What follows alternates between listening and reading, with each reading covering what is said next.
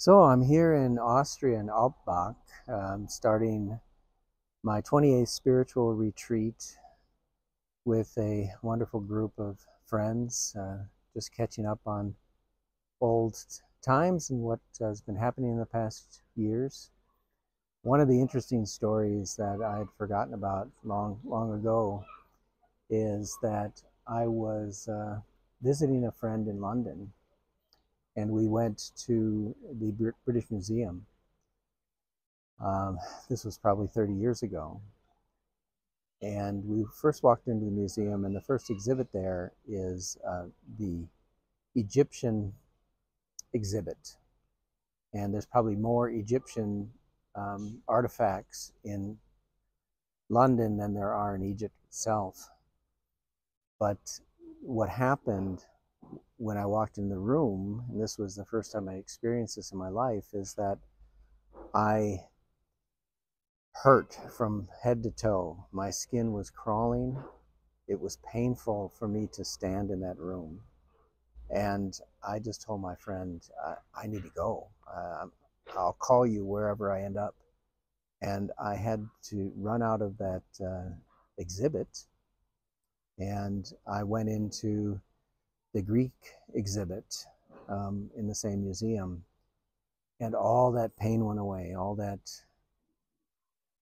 strange feeling that I had around Egypt.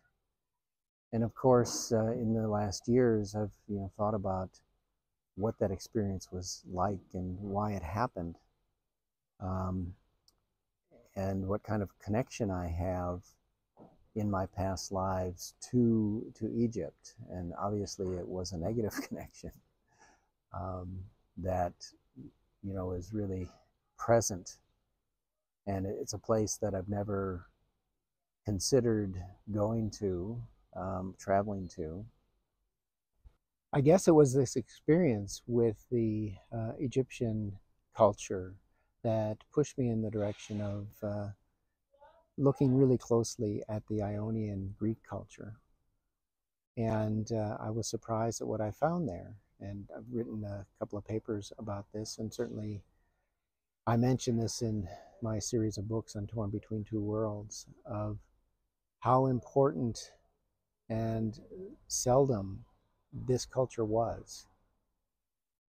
When you look back through history, it's hard to realize that cultures existed before ours that were more advanced than ours, more advanced scientifically, spiritually, ethically.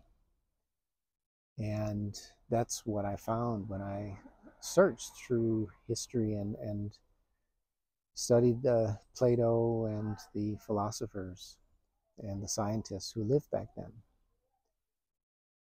But this conflict always has existed within cultures, even the Ionian culture.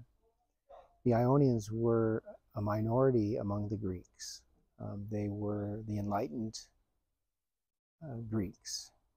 But there were unenlightened Greeks, and there were barbaric Greeks, the Spartans, warring types of Greeks.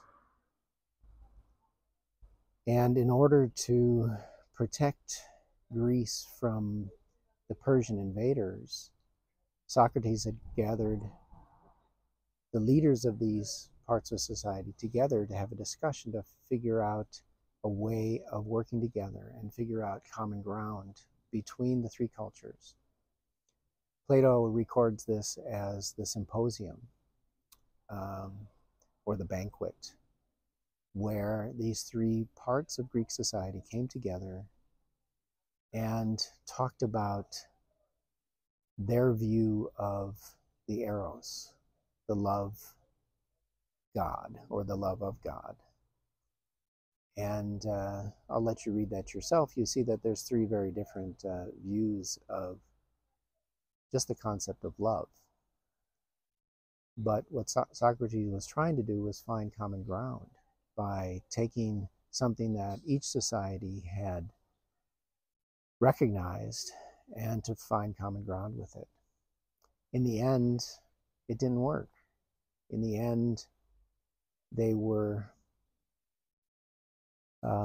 not able to hold together as a strong group, the three segments of society, and they were defeated by the pagans.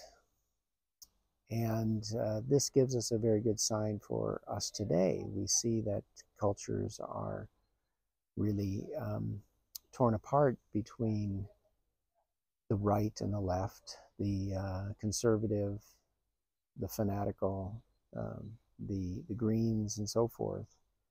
But if we want to go forward in future, we need to be together. We need to accept the differences within our culture. And we should actually cherish those differences, because it is through diversity, through creativity, through freedom of thought and freedom of expression that we challenge ourselves to be better, and we challenge ourselves to find new ideas and not going back to the old ideas that didn't work. As we see in history, if we study history, it always seems to repeat itself. Well, let's learn from the history, learn from the cultures that have fallen before us, and not make the same mistake. And that mistake was, allowing one segment of society to dominate at the cost of the other segments of society. So let's respect each other. Let's find peace with each other. And it takes a big person to do that. It takes understanding how we are different and accepting that difference and not fighting the difference. And the best way we can learn that is through the people in our family, and understand how they're all different, and celebrate that difference. Respect them for being different. So let's learn from our past, and let's move forward with the successful cultures and not the dominating, powerful cultures.